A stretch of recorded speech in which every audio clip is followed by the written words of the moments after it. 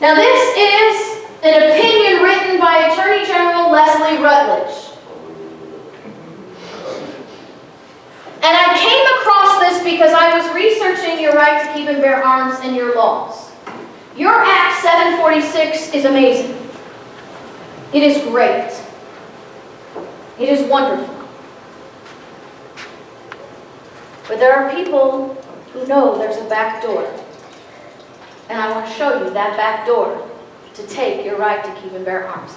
And I found this because of her statement. She says, any person who carries a handgun should be aware that a law enforcement officer might lawfully inquire into that person's purpose.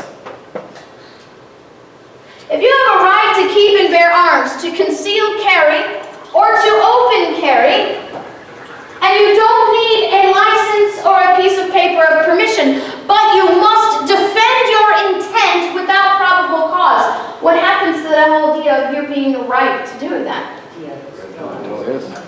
If law enforcement can look at you and automatically assume that you are committing a crime, it's called probable cause, and come to you and question you simply because you are carrying a firearm, and that now is probable cause that you're a suspect,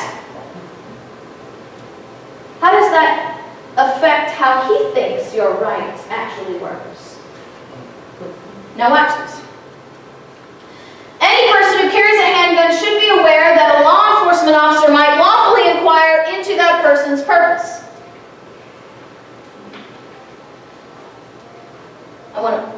Things are backwards. Let me just read this.